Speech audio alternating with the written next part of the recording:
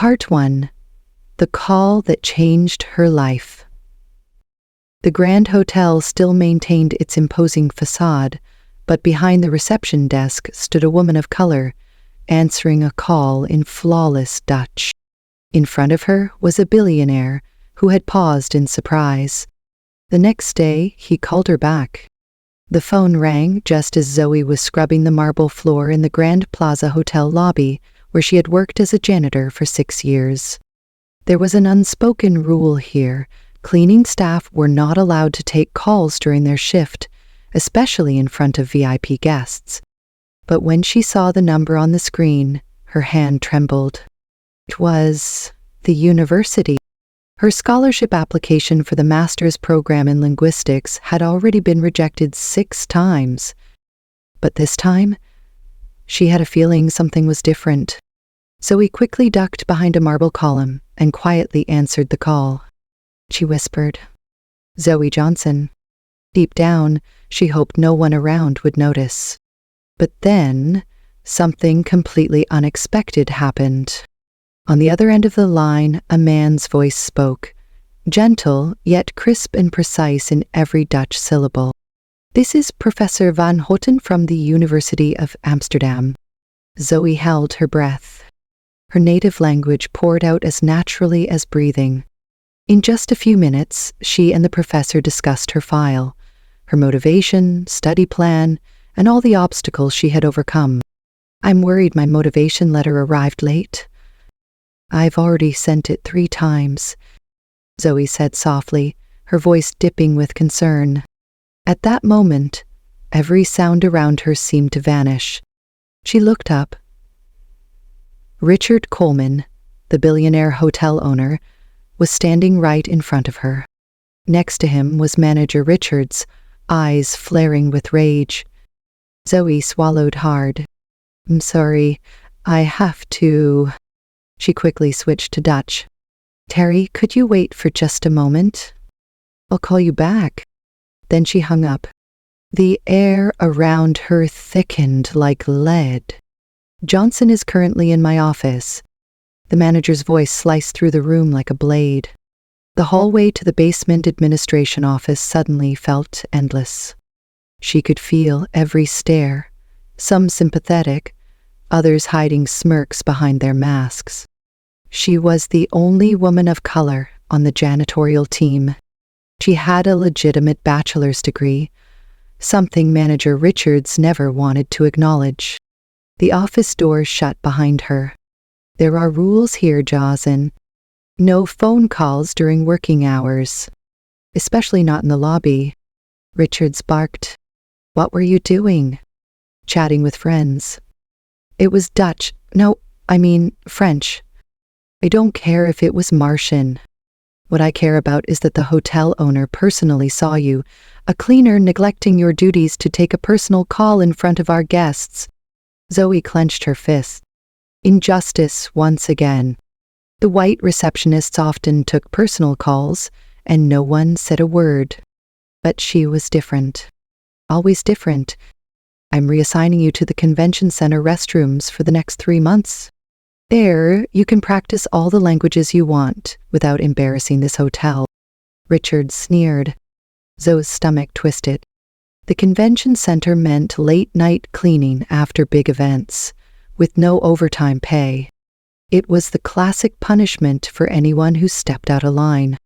"You should be grateful you're not being fired." That night, Zoe lay silently in the small apartment she shared with 2 nurses. Tears slid down her face. On the wall were her degrees and international certificates, taped up next to peeling paint. 6 years, scraping together every dollar to pursue her dream of studying abroad. 6 years of sending out job applications in her field only to be rejected face to face because of how she looked. The next morning, Zoe still arrived early. She chose to stand tall, chin up, even as her heart ached inside. Just then, the front desk phone rang. "Zoe Johnson, HR needs to see you immediately." Jennifer, the receptionist, called out. The Human Resources office was on the top floor, reserved for executives. a place someone like her had never stepped foot in. In the elevator, she felt invisible among suits discussing million-dollar contracts. No one noticed the woman in a janitor's uniform, holding on to a dream, waiting to be heard. "Johnson?" The HR director called her name. "Please, have a seat." Zoe stepped in, her heart pounding. She braced herself for the worst. Part 2, the meeting in human resources. Zoe stepped into the office. The silence was so deep, she could hear her own heartbeat echo in her chest.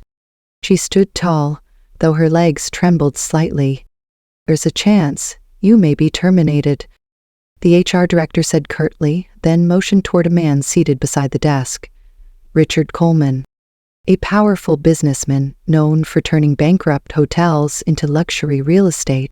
He looked directly at her, not with judgment, but with intent observation. "Dutch, French, Italian, Mandarin, correct?" he asked in a low, steady voice, eyes still on the open file in front of him. Zoe froze in confusion. "I submitted my documents through the HR department. Georgetown University. Honors degree in linguistics." He continued reading. "Fluent in 6 languages, including 2 Asian languages. You've worked here for 6 years?" She didn't know that moment, seemingly random, was in fact the result of connections no one in this hotel had foreseen. The Dutch phone call yesterday was more than just a phone call. It was the beginning of a truth long buried. For years, this hotel had hidden talent beneath janitor uniforms. A quiet system of discrimination no one dared to name. If a single phone call can uncover something that even a billionaire didn't see coming, Coleman muttered, his eyes gleaming with a thought deeper than profit. Zoe stood frozen. What she'd just heard felt like a voice awakening every wound she had tried to bury. She was not just a cleaning girl. She was someone who once dreamed of becoming an international interpreter. Coleman looked at her, this time like he was seeing her for the first time. 6 years, he repeated, shaking his head slightly. "And I have to ask, why is someone trained at Georgetown scrubbing toilets in my hotel?" Zoe took a deep breath. "I submitted 47 applications to the hotel's International Relations Department. No one ever responded. I requested an internal transfer 12 times. Every time I was rejected." "Who denied them?" Coleman asked, jotting notes without expression. "Manager Richards and Mr. Whitmore, the executive director." Coleman didn't respond, but his eyes sharpened. Whitmore was the same man who constantly complained about the shortage of multilingual staff, especially for Asian conferences. What Coleman didn't say was that he had quietly hired an outside firm 3 months earlier to investigate the unusually high turnover among qualified, non-white employees in his East Coast hotels.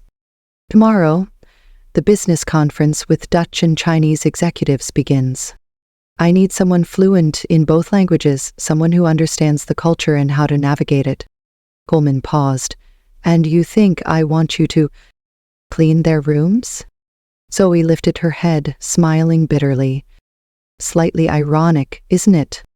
I want you to be the international coordinator for the event. Starting today. Temporarily. Of salary is $5,000 per week." Zoe nearly dropped what she was holding. That amount was more than 3 months of her current wages. "But why me? There are hundreds of qualified candidates. Because I heard you speak Dutch like a native. And because I believe something very wrong is happening in this company." Part 3. The hidden face revealed. An hour later, Zoe stepped out of the elevator with a new name badge. She now had full access to the entire hotel system. As she arrived at HR to complete the paperwork, she unexpectedly ran into Richards. The manager froze, her face turning pale. "Johnson? What are you doing on this floor without a uniform?" Zoe offered a slight smile. "I'm coordinating the international conference at Mr. Coleman's direct request." Richards was speechless. That's impossible, Georgetown. You're not qualified for that. Zoe remained calm, as if she had waited her whole life for this moment.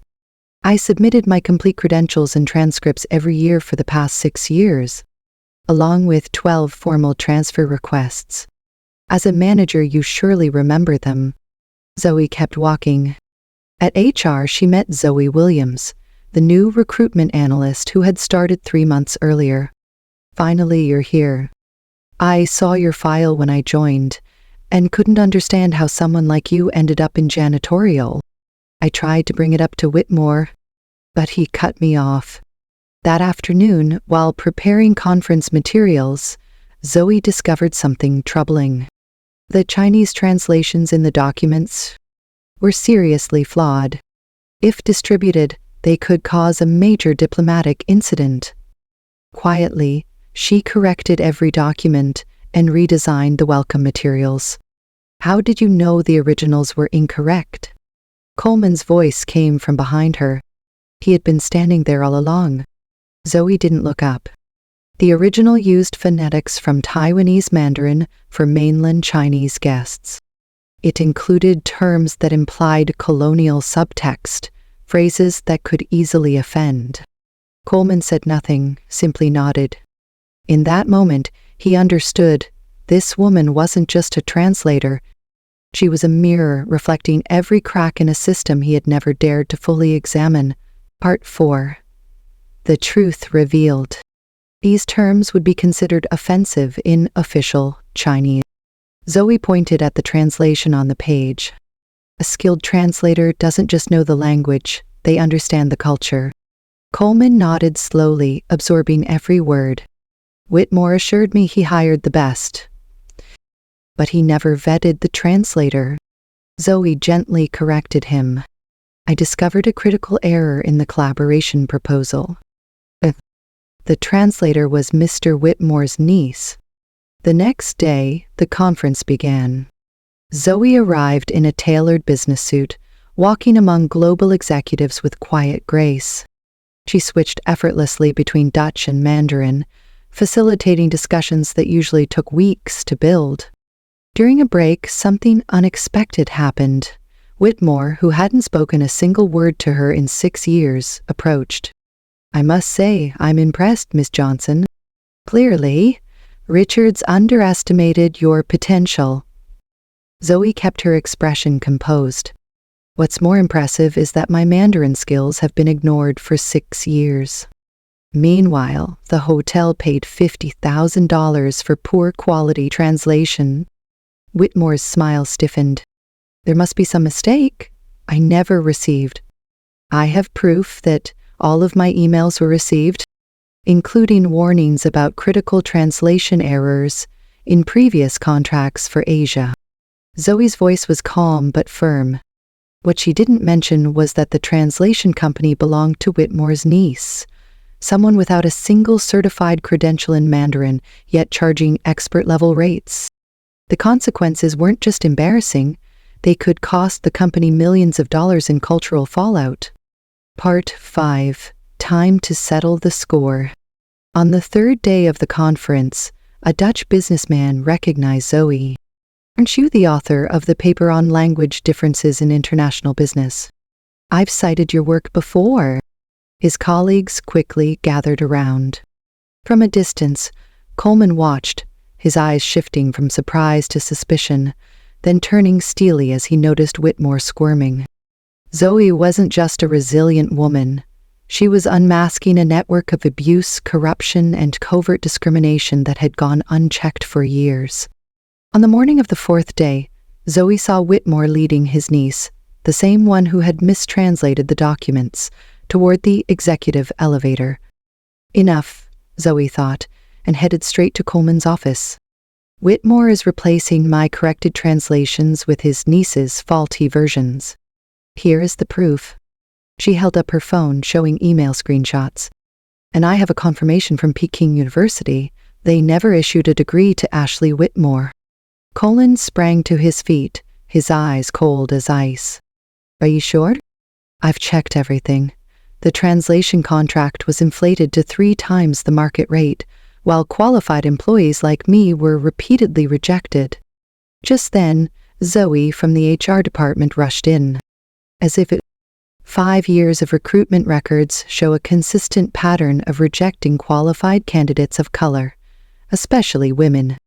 Coleman flipped through the pages, his face tightening with each one. The external audit hinted at this. But this is irrefutable proof. Whitmore barged in without knocking. The Dutch delegation is waiting to sign. Apparently, Miss Johnson was mistaken. The room fell silent. Coleman walked to the door and slowly shut it. Thomas, I'm looking at records showing we paid $50,000 for subpar translations, while a woman with a PhD has been cleaning bathrooms. I have no idea what you're talking about. Ashley Whitmore, your niece, has no accredited qualifications. Here's the official verification. Zoe placed the printed email on the desk. Whitmore glared at her, eyes filled with hate. A maid thinks she can challenge the elite? Zoe responded calmly, with a smile. Doctor of Applied Linguistics from Georgetown. 6 international publications. All of it has been in the hotel's personnel records for 6 years. Cohen nodded in acknowledgement. I've called an emergency board meeting in 30 minutes. Before it starts, I want your resignation on my desk. Whitmore scoffed nervously. You're not serious. Then choose your next words very carefully, Coleman warned, his voice like stone. The final chapter. A dream no longer hidden. 2 hours later, the executive boardroom was packed. Every manager, supervisor, and director had been summoned urgently. In the front row, Dutch and Chinese business delegates sat in silence. Coleman walked onto the stage. Standing next to him was Zoe, the same woman many once dismissed as the black janitor who spoke Dutch. Today, we exposed a long-standing system of bias and favoritism, Coleman began, his tone solemn. Behind him, a slideshow displayed charts, rejection rates based on race and gender, inflated contracts awarded to relatives, and extraordinary talents buried under janitor uniforms. Ms. Johnson, once overlooked, just saved this company from a financial and diplomatic catastrophe. The Chinese delegate nodded with respect. A few claps broke out. Thomas Whitmore has been terminated with cause. Sarah Richards has been suspended while we conduct a full investigation. Coleman paused, then added, and I am proud to announce that Dr. Zoe Johnson will serve as our new Global Director of Multilingual Communications. The boardroom erupted in applause. At the back, members of the cleaning staff burst into tears, embracing each other. Some applauded while still wiping their eyes. As Zoe stepped down, she saw Whitmore being escorted out by security. He muttered under his breath, "You won't last a month." Zoe smiled softly. In the pocket of her brand-new blazer was a voice recorder, holding every racist threat Whitmore had whispered during his downfall. Solid proof. But she no longer needed it. That evening, from her 32nd floor office overlooking the city lights, Zoe finally cried. Not from sadness, but from release. 6 years of being invisible, scrubbing floors, while her doctorate gathered dust. She picked up the phone and called her mother. "I did it, Mom," she whispered. Her voice broke. In a world where her mother, a college graduate, had spent her life cleaning rooms without ever being given a chance, Zoe had proved one thing, that hope can survive across generations. In a world where her mother, a college-educated woman, had spent her entire life working as a maid and was never given a chance, Zoe had just proven that hope can survive across generations. 6 months later, Zoe was now the Vice President of Diversity and Global Relations, with her name engraved on a polished wooden plaque outside her private office. But true power didn't lie in the title, or in the 5-figure monthly salary.